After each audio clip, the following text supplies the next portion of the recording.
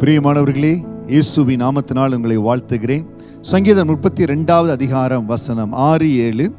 இதற்காக சகாயம் கிடைக்கும் காலத்தில் பக்தியுள்ளவன் உம்மை நோக்கி விண்ணப்பம் செய்வான். அப்பொழுது மிகுந்த ஜலப்பிரகம் வந்தாலும் அதை அவனை அணுகாது. நீ அவனுக்கு மறைவிடமாய் இருக்கிறீர். என்னை நீர் இக்கட்டுக்கு விலக்கி காத்து இரட்சணிய பாடல்கள் என்னை சூழ்ந்து கொள்ளும்படி செய்வீர். சகாயம் கிடைக்கும் காலத்தில் பக்தியுள்ளவன் எவனும் உம்மை நோக்கி விண்ணப்பம் செய்கிற பொழுது, என்றைக்குமே நம்முடைய தேவ பக்தி வீணாய் போகாதுங்க.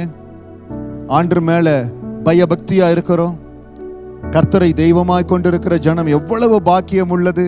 ஆண்டவரை துதிக்கிறோம், உயர்த்துகிறோம். பக்தியுள்ளவள் எவனும் உம்மை நோக்கி விண்ணப்பம் செய்வான். அப்பொழுது மிகுந்த ஜலப்பிரகம் வந்தாலும் அதை அவன் அணுகாது. இன்னைக்கு ஆண்டவருக்கு முன்பாக நான் பயபக்தியோடு இருக்கிறேன், உண்மையும் உத்தமமாய் கர்த்தரை சேவிக்கிறேன். எந்த ஒரு ஜலப்பிரவாகம், வேலையில ரிட்டன்ஷன் அநேகருக்கு வரலாம், உங்களை தொடாது. எத்தனையோ பேருக்கு சில காரியங்கள் நஷ்டம் வரலாம், உங்களை தொடாது. பக்தி உள்ளவனும் சகாயம் கிடைக்கும் காலத்துல கர்த்தர் சகாயத்தை உங்களுக்கு கொடுப்பார், நன்மையை கொடுப்பார், தீங்கு அணுகாதபடி காத்துக் கொள்ளுவார். நீர் எனக்கு மறைவிடமாயிருக்கிறீர். ஆண்டவர் உங்களை மறைத்து இருக்கிறார்.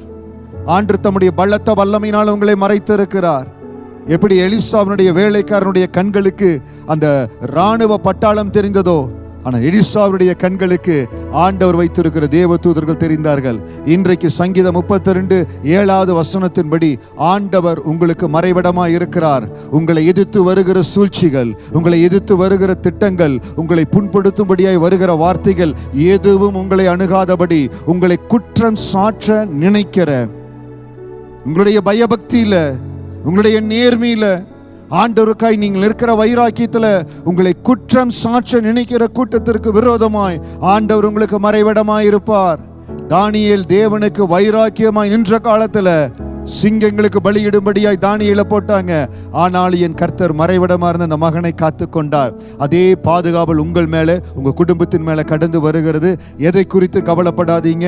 பக்தியுள்ளவன் எவனும் அவரை நோக்கி கூப்பிடுகிற பொழுது ஜல பிரகாலம் வந்தாலும் அது உங்களை அணுகாது. எந்த தீங்கும் உங்களை அணுகாது, எந்த வல்லமையும் உங்களை தொட முடியாது. கர்த்தர் உங்களுக்கு மறைவிடமாய் இருக்கிறார். எல்லா தீங்குக்கு விலக்கி காப்பார், எல்லா தீமைக்கு விலக்கி காப்பார். எந்த வல்லமையும் உங்களை தொட முடியாதபடி கர்த்தர் உங்களுக்கு மறைவிடமாய் இருக்கிறார். எல்லா இக்கட்டுக்கும் உங்களை விலக்கி காப்பார். கர்த்தருடைய விடுதலையின் அபிஷேகம் உங்களை சந்திக்கிறது. கர்த்தருடைய மேன்மையான ஆசீர்வாதம் உங்கள் மேல, உங்கள் குடும்பத்தின் மேல இருக்கிறது. ஆண்டவரை துதியுங்க, உயர்த்துங்க, ஸ்தோத்திரம் பண்ணுங்க. கர்த்தருடைய கிருபை உங்களை தாங்கும், உங்களை வழி நடத்தும். God bless you.